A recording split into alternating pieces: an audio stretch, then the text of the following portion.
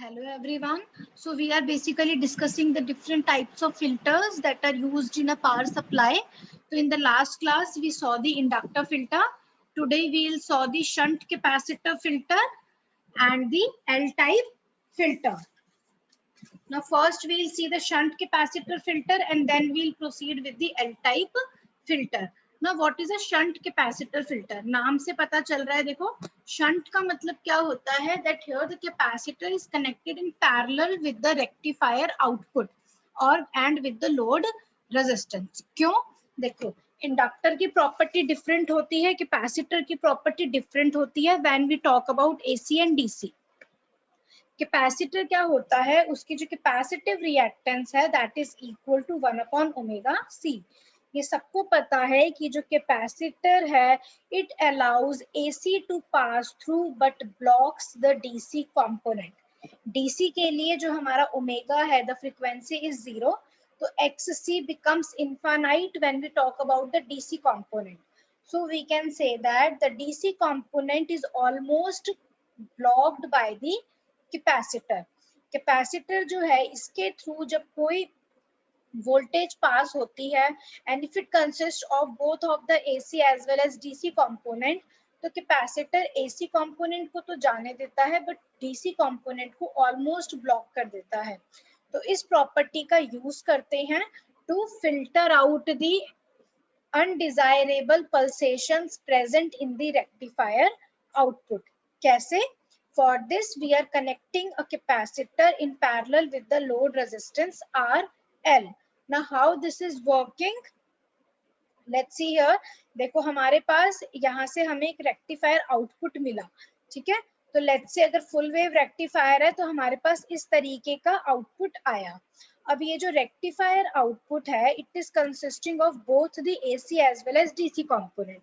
हमें क्या करना है, we have to remove this undesirable pulsations or the undesirable AC component from this rectifier output. So for this we are applying a capacitor in parallel to this output. Now what happens, let's say हमारे पास जो है it is consisting of AC as well as DC component. अब जब ये capacitor से पास होगा, suppose यहाँ पर जो है हमारे पास कैपेसिटर का आउटपुट हमने यहाँ प्लेस किया, ठीक है, और यहाँ से जो आउटपुट है it is consisting of both AC as well as DC component. अब जब ये हमारा यहाँ पर आया इस पॉइंट पे, तो कैपेसिटर जो है अपने थ्रू एसी को तो जाने देगा, ठीक है, बट डीसी को नहीं जाने देगा. तो डीसी कंपोनेंट जो है वो इस तरफ जाएगा. So we'll get DC component across the load resistance RL. तो अब हम इस लोड रेजिस्टेंस RL के अक्रॉस जो है आउटपुट मेजर करेंगे. तो हमारा जो आउटपुट आएगा अब after passing through the capacitor filter, वो जो हमारा आउटपुट होगा that is consisting of the large amount of DC component and the less amount of AC component. कुछ एसी कंपोनेंट जो है वो जो है रीच कर जाएगा to the load resistance RL, but most of the DC component will manage to reach the RL load resistance. So we have large amount of DC component and very less amount of AC component. तो हमारा output कैसे आएगा, suppose this is the average value of the output voltage. तो हमारा जो capacitor filter के through जो हमारा आउटपुट आएगा वो हमारा इस तरीके से आएगा.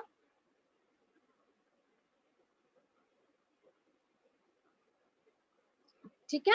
सो वी हैव जो अब ये जो हमारा ये क्या रिप्रेजेंट कर रहा है, this is representing the pulsations in the output voltage. पहले पल्सेशंस कितनी थी, इतनी सारी थी. अब क्या है, हमारी जो पल्सेशंस है वो रिड्यूस हो गई to a very large extent. So we can say that this capacitor filter has effectively reduced most of the AC component from the rectifier output. ये हमारी एवरेज वैल्यू है आउटपुट वोल्टेज की, the DC value.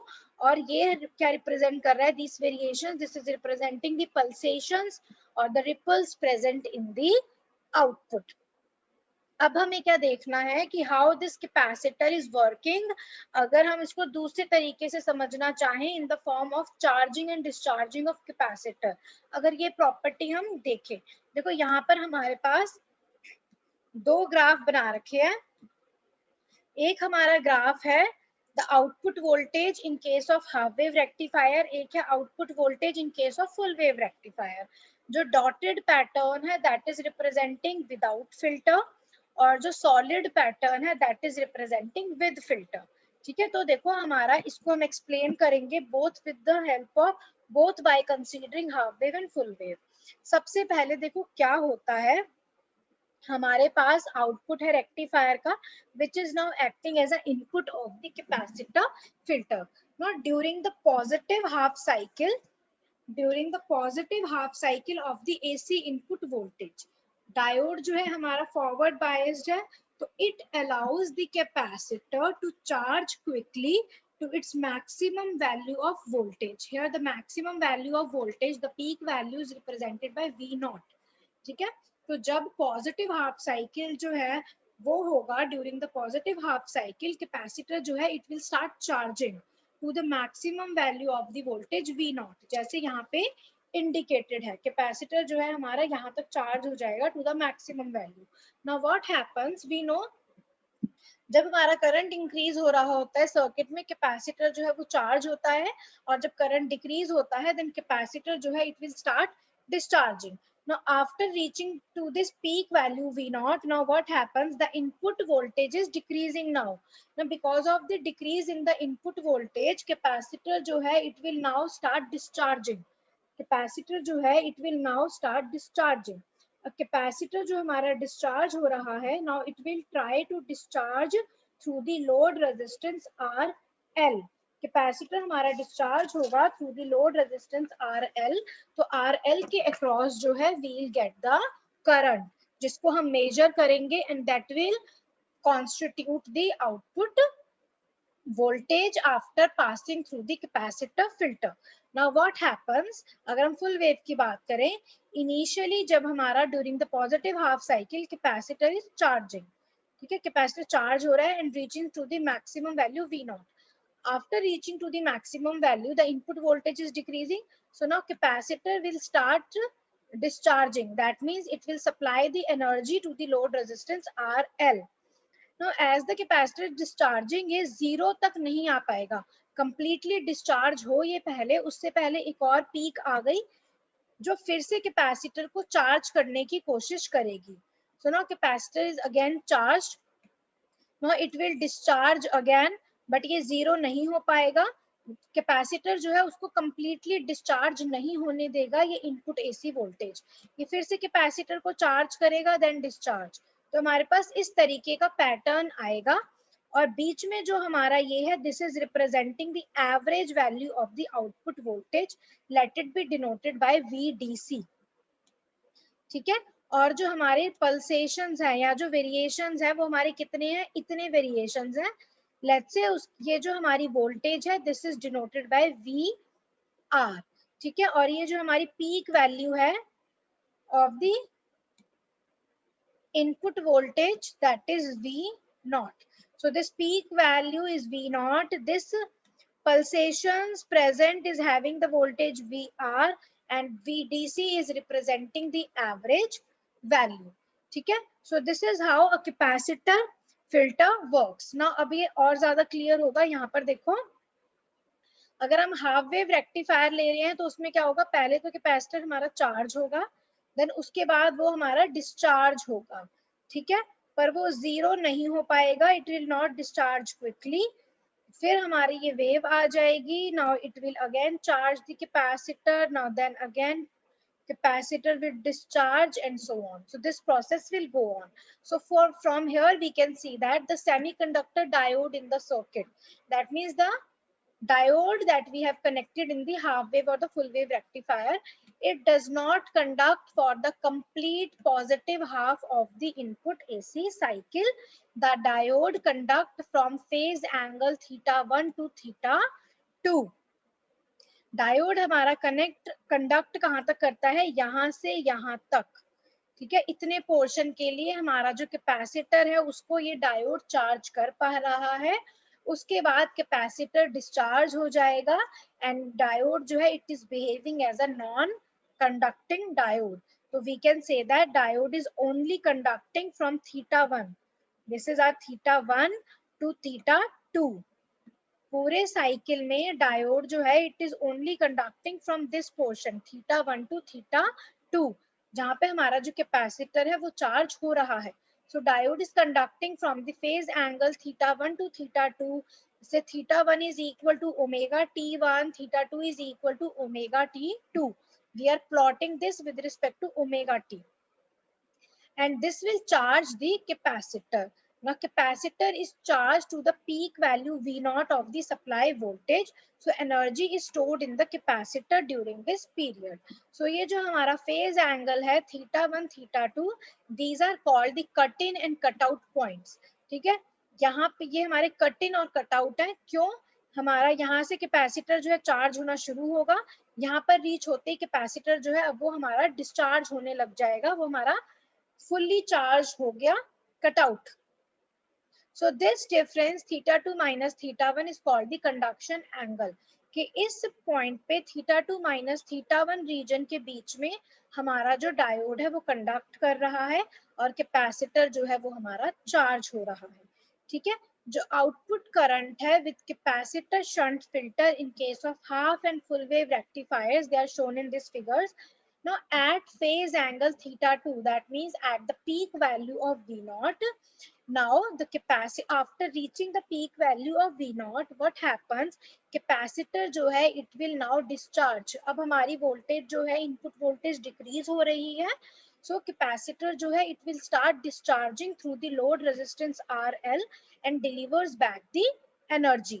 But जो हमारा capacitor है वो एकदम से completely discharge नहीं होगा, धीरे धीरे डिस्चार्ज होगा. एंड करंट जो है that is maintained through the load resistance from phase angle θ2 to 2 pi plus θ1 in case of half wave rectifier, and from θ2 to pi plus θ1 for a full wave rectifier. Voltage across the capacitor is falling off exponentially. Now इस line का मतलब क्या है? देखो ये line क्या कहती है हमारी, अगर हाफ वेव रेक्टिफायर है हमारा, इसको करेक्ट करो, this is not 2 pi plus theta, this is 2 pi plus θ1. देखो हमारा ये जो कंप्लीट हमारा ये जो फर्स्ट हाफ साइकिल है, this is taking the time t/2, और यू कैन से दैट यहाँ पर ओमेगा टी जो है हमारा वो पाई है. ओमेगा टी अगर हमारा पाई होगा, ओमेगा हमारा कितना होता है 2 पाई बाई टी, और अगर स्मॉल टी को हम t/2 ले रहे हैं तो हमारा ओमेगा टी कितना हो जाएगा, पाई के equal. So at t is equal to capital T upon 2, or omega T is equal to pi. ठीक है, because omega is equal to 2 pi upon T, where t is the time period.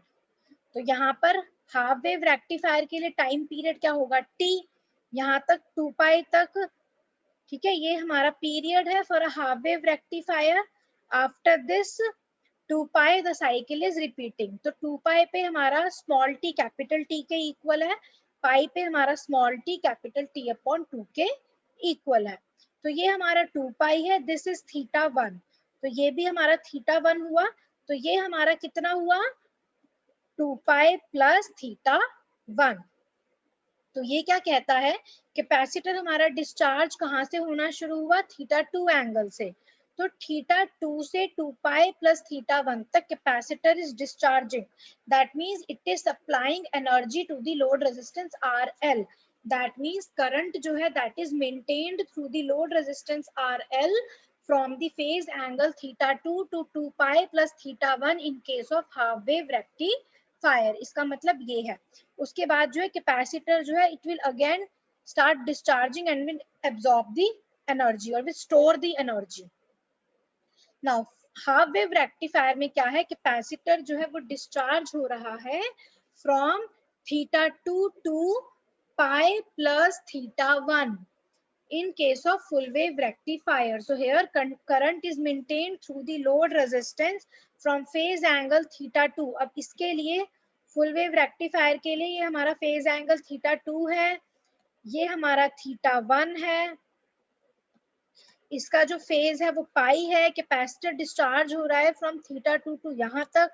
तो ये कितना हुआ, this is pi plus θ1. So here current is maintained through the load resistance RL from phase angle theta 2 to pi plus theta 1. Since capacitor is discharging and it is supplying or delivers back the energy to the load resistance RL from theta 2 to pi plus theta 1. After reaching pi plus theta 1, capacitor will again start charging. Okay, so this is how this capacitor filter is working, and the output voltage that we are getting is of this form. ठीक है, तो ये हमारी अगर average voltage है VDC centre पे है, sorry ये, तो हमारा अब ये जो वेरिएशंस हैं इसकी जो हमारी टोटल वोल्टेज है दैट इज VR. तो अब हमने ये पढ़ लिया how capacitor filter is working, how most of the ripples are removed with the help of capacitor that is connected in parallel with the load resistance RL.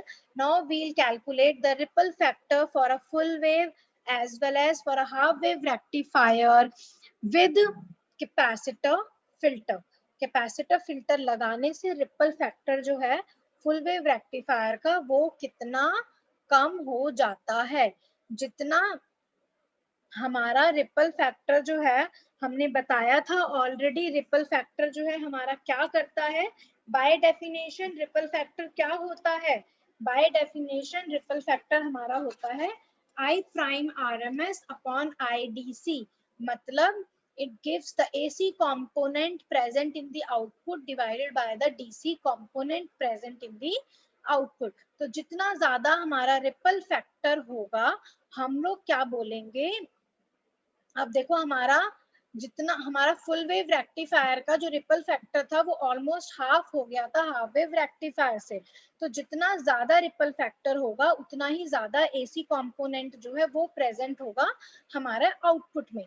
जितना कम ripple factor होगा हमारा उतना ही कम जो है हमारा प्रेजेंट होगा एसी कंपोनेंट आउटपुट में. ठीक है, तो यही चीज हम यहाँ पे देखेंगे कि कैसे जो है हमारा रिपल फैक्टर जो है वो हमारा डिक्रीज हो जाता है as we apply the capacitor in between the rectifier output and the load resistance RL. Ripple factor जो है it basically accounts for the undesirable ripples और पल्सेशंस और and AC component present in the output. So इसके लिए what we'll consider, हम consider करेंगे जो हमारा आउटपुट वोल्टेज कर्व है, let's say it is approximated to a triangular wave form. ठीक है, और जो हमारे मैथमेटिकल एनालिसिस है इस सर्किट के ये थोड़े से हमारे कॉम्प्लिकेटेड होते हैं. ठीक है, तो हमें क्या करना है यहाँ पर इस कॉम्प्लिकेशन को रिमूव करने के लिए, थोड़ा मैथमेटिकल सिंप्लीफिकेशन के लिए हम जो आउटपुट वोल्टेज है उसको अप्रोक्सीमेट करेंगे as a triangular wave form. So let's say if VR be the total variation in the output voltage and VDC be the mean DC output voltage. मतलब अब हमारा आउटपुट किस तरीके से है, देखो इस तरीके से है, इसको हमने ट्रायंगुलर वेव फॉर्म में कंसीडर कर लिया आउटपुट को. ठीक है, ये जो है हमारा सेंटर से जो पास हो रहा है this is representing the average value of the output voltage and VR is the total variation in the output voltage जो अब बहुत ज्यादा reduce हो गई है with the help of this filter.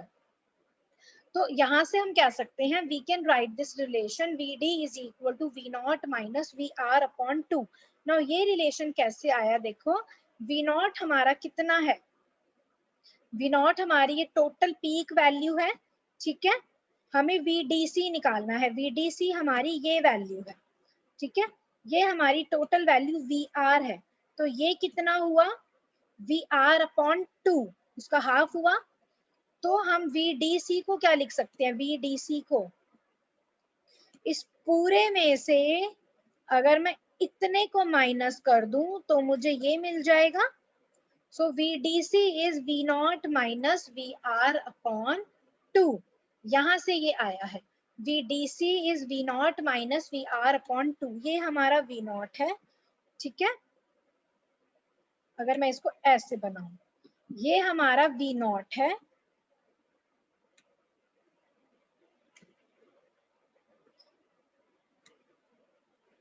ये हमारा VR है, ये हमारा VDC है। तो ये अगर VR है पूरा total variation in the output voltage, तो ये हमारा हो गया VR अपॉन 2। तो VDC हमारा हो गया V0 minus VR upon 2। I hope ये सबको क्लियर है। ना फुल वेव रेक्टिफायर के लिए डिस्चार्ज इंटरवल हमारा कितना है? कैपेसिटर जो है it is discharging from θ2 to pi plus θ1। हमारा डिस्चार्ज इंटरवल कितना है? θ2 से पाई प्लस θ1। ये मैंने तुम लोगों को जस्ट अभी समझाया था। यहाँ से यहाँ तक डिस्चार्ज हो रहा है, तो इसको हम टाइम की टर्म्स में कैसे लिखेंगे? देखो डिस्चार्ज इंटरवल है हमारा θ2 से पाई प्लस θ1। θ2 हमारा कितना है? Omega T2। θ1 हमारा कितना है? Omega T1। ठीक है, θ2 हमारा है ओमेगा T2। तो हम ओमेगा T2 से कहाँ तक है discharge interval? Pi plus omega T1 तक। अगर मैं ओमेगा से डिवाइड कर दूं तो ये क्या हो गया हमारा? टाइम कहाँ से कहाँ तक है डिस्चार्ज टाइम इंटरवल? T2 से पाई upon omega plus T1। So capacitor discharge interval is T2 से pi plus pi upon omega plus T1 for a full wave rectifier. तो इसलिए यहाँ से आया है for a full wave rectifier the discharge interval of the capacitor is from time T2 to pi plus omega T1 which is approximately half the period T upon 2 of the AC supply voltage। क्यों? T हमारा कितना है? 2 pi by omega. तो T bye 2 क्या हो गया हमारा? पाई upon omega. ठीक है ना, जब कैपेसिटर हमारा डिस्चार्ज हो रहा है then it is delivering back the energy to the load resistance RL। तो RL के cross we'll get the current. Current जो है वो फ्लो हो रहा है। ठीक है ना, rate of discharge of capacitor हमारा कितना होगा? dq upon dt। कैपेसिटर जब डिस्चार्ज हो रहा है, जो हमारा रेजिस्टर है उसको एनर्जी मिल रही है, और you can say that current जो है that is maintained through the load resistance RL from time T2 to pi upon omega plus T1। ठीक है, तो ये जो हमारे पास जो करंट आया लोड रेजिस्टेंस RL के अक्रॉस, इसकी एवरेज वैल्यू कितनी होगी वो हमें निकालना है। डिस्चार्जिंग के टाइम पे जो रेजिस्टर है उसको एनर्जी मिल रही है। ठीक है, और हमें ये चीज पता है कैपेसिटर जो है it is blocking DC and allowing AC to pass through. तो मतलब रोज लोड रेजिस्टेंस RL के अक्रॉस जो हमारा आउटपुट है that is consisting of largely the DC component. तो वो हमारा कितना होगा? dq upon dt। ठीक है, dq अपॉन dt हमारा डिस्चार्ज इंटरवल टाइम कितना है? T2 से पाई अपॉन ओमेगा T1। तो दैट मींस dt कितना हो गया? Interval pi upon omega plus T1 minus T2। मतलब इतने इंटरवल के अंदर, इतने टाइम इंटरवल में आर कैपेसिटर जो है it is discharging. This is representing the discharging time interval.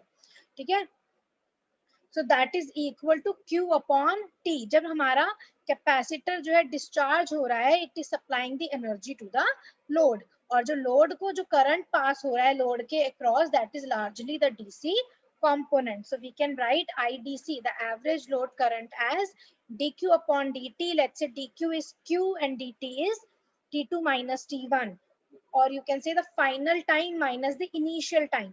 Final time is pi upon omega plus T1, initial time is T2। ठीक है, तो हमारे पास इसको अब हम कैसे लिख सकते हैं? ओमेगा को ऊपर ले जाओ, omega Q upon pi minus omega T2 minus omega T1। Omega T2 is θ2, omega T1 is θ1। So we get omega CVR। Q हमारा कितना होगा? That is equal to C into VR। VR क्यों लेंगे? क्योंकि इतना ही जो है टोटल वेरिएशन है आउटपुट वोल्टेज में। ठीक है, तो हमारा आ गया VR यहाँ से हम VR निकाल सकते हैं, that is equal to IDC into pi minus θ2 minus θ1 divided by omega C। अब ये देखो हमें एक बहुत इंटरेस्टिंग सा रिलेशन मिला है, average value of DC current का रिलेशन हमें मिला है किसके साथ, the total variation in the output voltage of the rectifier after applying the capacitor filter. ये टोटल वेरिएशन मिल गया हमें आउटपुट वोल्टेज का, दैट मीन्स ये वेरिएशन है ना, दैट मीन्स ये क्या रिप्रेजेंट कर रहा है, अब ये हमारी टोटल वैल्यू है, और you can say that peak value है of the output voltage that we have obtained across the load resistance RL when the capacitor filter was connected in the circuit। ठीक है, ये टोटल वेरिएशन है output voltage की, मतलब हमारी जो total value है आउटपुट वोल्टेज की, that we have measured across the load resistance RL in the presence of capacitor filter। Now इसका रिलेशन अब हम कैसे यूज कर सकते हैं, the RMS value of the triangular voltage, जो आउटपुट हम ले रहे हैं वो ट्रायंगुलर ले रहे हैं। ठीक है, ये इसका फॉर्मूला होता है, ये तुम्हें यहाँ पे याद करना पड़ेगा, इसका पूरा डेरिवेशन होता है, डेरिवेशन तुम्हें करने की जरूरत नहीं है। RMS वैल्यू होता है VR अपॉन 2√3, मतलब the peak value of divided by 2√3। जो हमारा आउटपुट वोल्टेज है उसमें टोटल वेरिएशन कितना है, the peak value is VR। So substitute the value of VR from this equation in this equation. So now we have obtained the relation between the RMS value of the output voltage and the average value of the output current. Now VDC हमारा कितना होगा, the output we are measuring across the load resistance RL. So VDC is equal to IDC into RL. Ripple factor हमारा कितना होगा, the RMS component of the output wave divided by the DC component of the output wave। जो हमारा output wave है उसके RMS component कितना है, जो VRMS है ना हमारा, ये वही V प्राइम RMS है जो हमने कंसीडर किया था जब फुल वेव रेक्टिफायर और हाफ वेव रेक्टिफायर का डेरिवेशन किया था। क्योंकि हम यहाँ पे जो VRMS निकाल रहे हैं ये आउटपुट वेव के AC कंपोनेंट का निकाल रहे हैं। ठीक है, तो VRMS की वैल्यू हमने सब्स्टिट्यूट करी, VDC हमने सब्स्टिट्यूट किया IDC into RL, IDC cancel out हुआ, and we have obtained ripple factor as pi minus θ2 minus θ1 divided by 2√3 omega CRL। ठीक है, so this is the final expression of the ripple factor, and if we consider the conduction angle θ2 minus θ1 is very small compared to pi, then what we can write, we can rewrite R as pi upon 2√3 into omega CRL, and omega is 2 pi into nu, where nu is the frequency of the AC supply voltage। ठीक है, so this is our ripple factor which becomes now 1 upon 4√3 mu into CRL। so this is the ripple factor for a full wave rectifier। हमने जो conduction angle है वो θ2 minus θ1 लिया है। ठीक है, और जो हमने डिस्चार्ज टाइम इंटरवल लिया है वो लिया है T2 से पाई अपॉन ओमेगा प्लस T1। हमने जो है 2 पाई अपॉन ओमेगा नहीं लिया, 2 pi upon omega plus T1 जो है डिस्चार्ज इंटरवल किसका है, discharge interval of the capacitor from time T2 to 2 pi by omega plus T1, that means from θ2 to 2 pi plus θ1, वो हमारा किसका है discharge interval, half wave rectifier का। तो अगर हमें रिपल फैक्टर निकालना है हाफ वेव रेक्टिफायर का तो सिंपली हम यहाँ पाई को रिप्लेस कर देंगे बाय 2 पाई। ठीक है, so this is the ripple factor for the half wave rectifier, 2 pi minus θ2 minus θ1 divided by 2√3 omega CRL। I hope ये सबको क्लियर है। क्या डिफरेंस आएगा डेरिवेशन में, बस जो हमारा डिस्चार्ज इंटरवल है वो T2 से 2 pi by omega plus T1 होगा। ठीक है, मतलब यहाँ पे हमारा 2 पाई बाय ओमेगा होगा, रेस्ट हमारा सेम है। आई होप सबको क्लियर है। यहाँ पे कैपेसिटर फिल्टर हमने क्या किया, रेक्टिफायर आउटपुट को हमने कैपेसिटर से पास किया जो पैरेलल में कनेक्टेड है to the load resistance RL। तो कैपेसिटर की प्रॉपर्टी है एसी को पास होने देगा, डीसी को ऑलमोस्ट ब्लॉक करेगा। So most of the component जो हमें लोड रेजिस्टर के अक्रॉस मिलता है वो डीसी मिलता है, जिसमें बहुत स्मॉल रिपल्स और पल्सेशंस प्रेजेंट है which accounts for the AC component. ये वर्क कैसे करता है? It works on the basis of charging and discharging of capacitor. जब हम एसी सप्लाई वोल्टेज जो है वो अप्लाई करते हैं to this capacitor filter, then what happens, capacitor starts charging and it starts charging to the maximum value V naught. After reaching the maximum value V naught, now capacitor will start discharging and delivering back the energy to the load resistance RL. So we have obtained a current across the load resistance RL, and this current is maintained from the phase angle theta 2 to 2 pi plus theta 1। ठीक है, अब यहाँ पर देखो एक चीज और मैं बता देती हूँ। देखो ये हमने क्या लिखा है, कैपेसिटर के अक्रॉस अगर हम वोल्टेज बिहेवियर देखें तो वो भी हमारा यही होगा, और लोड रेजिस्टर आरएल के अक्रॉस अगर हम वोल्टेज बिहेवियर देखें वो भी हमारा यही होगा। क्यों? Since they are connected in parallel. तो पैरेलल में जब दो चीजें कनेक्टेड होती हैं तो वहां पर वोल्टेज जो है सेम होती है। तो कैपेसिटर के अक्रॉस जो हमारी आउटपुट वोल्टेज वेवफॉर्म है वो वही होगी जो आरएल के अक्रॉस है। ठीक है, तो ये जो हमारी आउटपुट वोल्टेज वेवफॉर्म है हमारी, ये एक्चुअली वेवफॉर्म जो है सेम है across the capacitor since they are connected in parallel. ठीक है, अब क्या है, कैपेसिटर डिस्चार्ज हो रहा है बट फुल्ली डिस्चार्ज नहीं हो पाता, उससे पहले ही वो फिर से चार्ज होना शुरू हो जाता है। सो कैपेसिटर के चार्जिंग डिस्चार्जिंग होने की वजह से कुछ रिपल्स जो है वो प्रेजेंट होते हैं आउटपुट में, बट रिपल्स जो है they are reduced to a very large extent.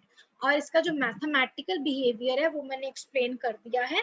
Conduction angle theta 2 minus theta 1 होता है। During this time the diode जो है it is conducting and the capacitor is charging.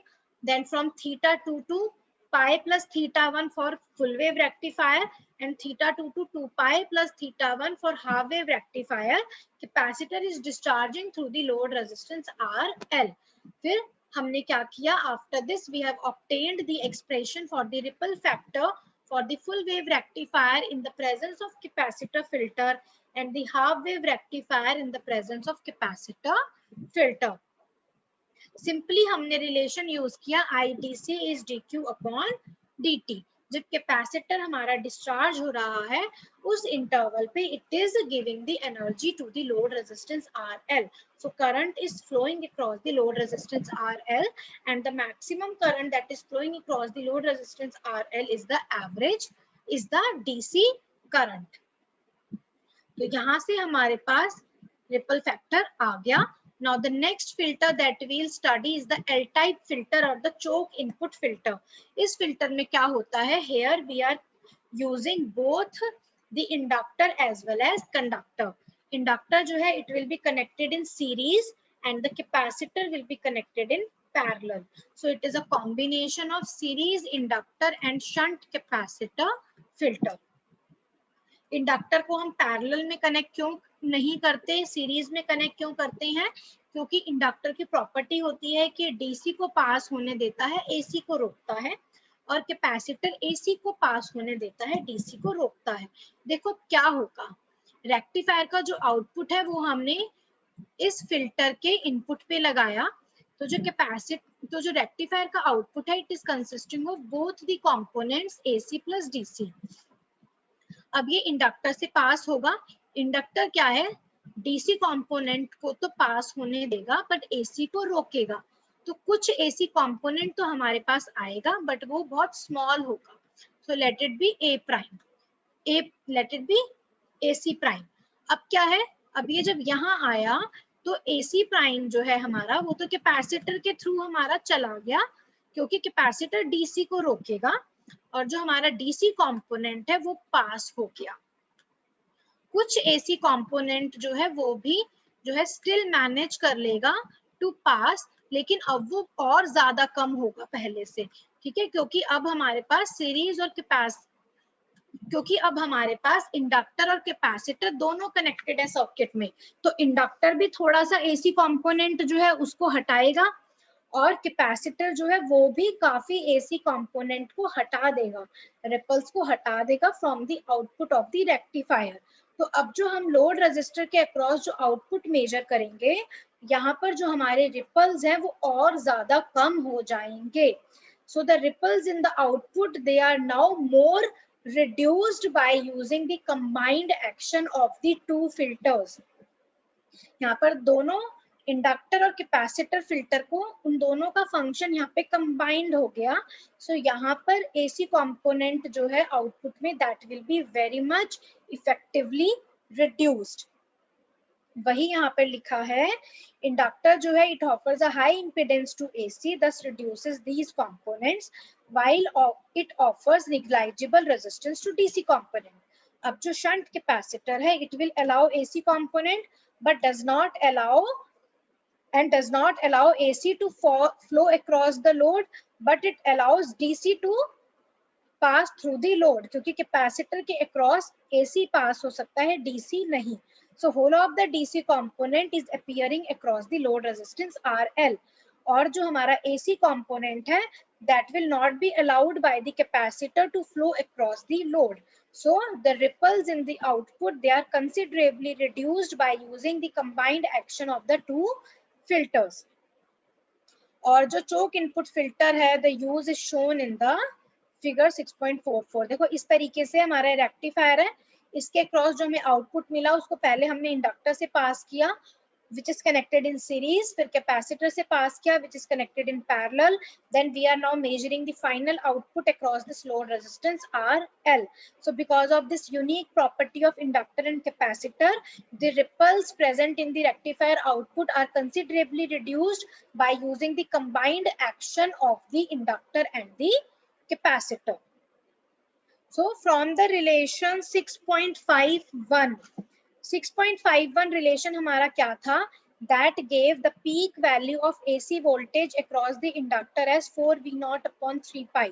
जब हमने सिर्फ इंडक्टर फिल्टर जो है वो पढ़ा था, मैं एक बार दिखा देती हूँ।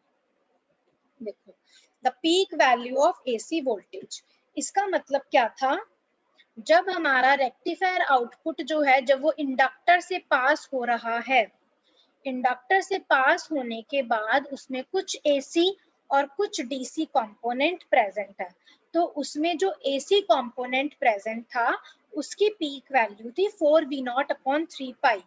मतलब जो मैंने यहाँ लिखा है ना एसी प्राइम, ये एसी प्राइम हमारा क्या है, this is representing the AC component in the voltage after passing through the inductor. Inductor से पास होने के बाद जो हमारे पास वोल्टेज आई उसमें जो एसी कंपोनेंट प्रेजेंट है कम हो गया बट कुछ तो प्रेजेंट है, उस एसी कंपोनेंट की पीक वैल्यू है 4V0/3 pi. So the RMS value of the AC voltage across the inductor कितना होगा, ये हम ऑलरेडी निकाल चुके थे, the peak value divided by √2। So 4V0/3√2 पाई ये आ गया। Now the RMS value of current through the inductor, inductor के थ्रू अब जो हमारे पास AC कंपोनेंट प्रेजेंट है, अब उसके करंट की RMS वैल्यू क्या होगी, RMS is equal to VRMS divided by the resistance. VRMS हमारा कितना है 4V0/3√2 पाई। कैपेसिटर इंडक्टर जो है उसकी रेजिस्टेंस कितनी है XL, और XL हमारा कितना है इक्वल टू 2ωL। हमने ये ऑलरेडी देखा था, जब हम रेक्टिफायर आउटपुट को इंडक्टर के थ्रू पास करते हैं तो उस केस में जो हमारी फ्रीक्वेंसी होती है, फ्रीक्वेंसी जो थी हमारी एसी कंपोनेंट की, हमने फर्स्ट एसी कंपोनेंट कंसीडर किया था, उसकी फ्रीक्वेंसी ट्वाइस हो गई थी of the frequency of AC supply from the transformer.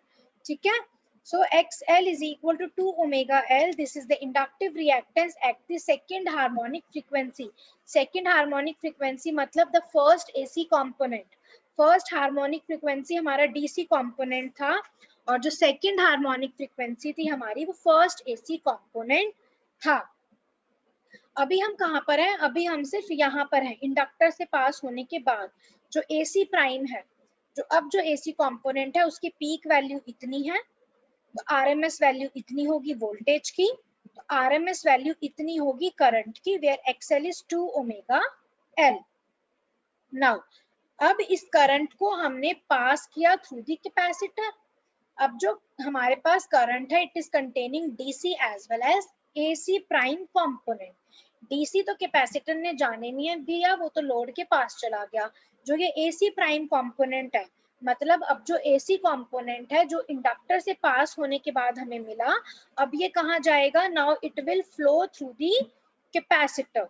अब ये कैपेसिटर के पास जाएगा, so the RMS value of the AC voltage across the capacitor वो कितना होगा, VRMS is equal to IRMS into XC।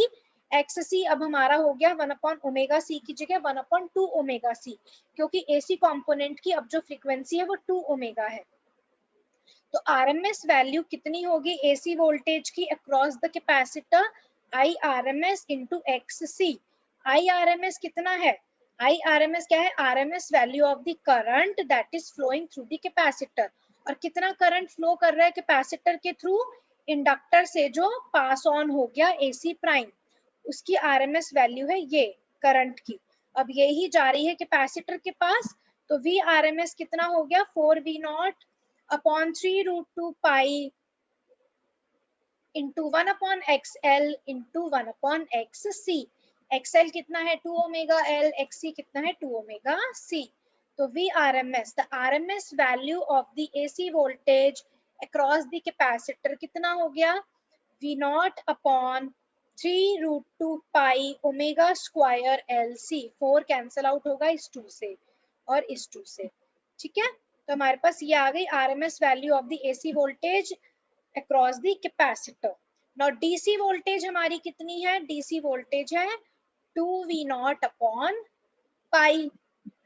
कैसे, देखो हमने ऑलरेडी पढ़ा था, इंडक्टर से पास होके जो DC कंपोनेंट आया था उसकी वोल्टेज कितनी थी, इसको देख लो दोबारा, ये एक्सप्रेशन थी ना, और we are considering only the first 2 terms. ये टर्म रिप्रेजेंट कर रही है द DC कंपोनेंट, ये रिप्रेजेंट कर रही है द AC कंपोनेंट। तो जो हमारी आउटपुट वोल्टेज जो हमारी ऑब्टेन हुई थी after passing through the inductor, उसका DC कंपोनेंट कितना था 2V0 upon pi. AC component कितना था हमारा 2/3 into 2V0 upon pi cos 2 omega t, this one. तो इसकी पीक वैल्यू कितनी थी AC कंपोनेंट की, 4V0 अपॉन 3 पाई। DC कंपोनेंट की कितनी है 2V0 अपॉन पाई। तो यहाँ पर कितनी आ गई है 2V0 अपॉन पाई, क्योंकि वही जो है एज इट इज अब लोड रेजिस्टर के पास जा रही है, कैपेसिटर ने तो इसे अपने पास आने नहीं दिया। तो अब रिपल फैक्टर कितना हो गया, फुल वेव रेक्टिफायर का after passing through the combination of LC filter, VRMS upon VDC, जो हमारा आउटपुट वोल्टेज है उसका RMS कंपोनेंट वोल्टेज का वो हमारा ये हो गया। जो हमारा आउटपुट वोल्टेज है उसका DC कंपोनेंट वोल्टेज का वो हमारा कितना है 2V0 अपॉन पाई। तो हमारे पास क्या आ गया 1/6√2 omega square LC। V0 cancel out होगा। So this is the ripple factor of a full wave diode rectifier using a L-type filter. ठीक है, this is 1/6√2 omega square LC।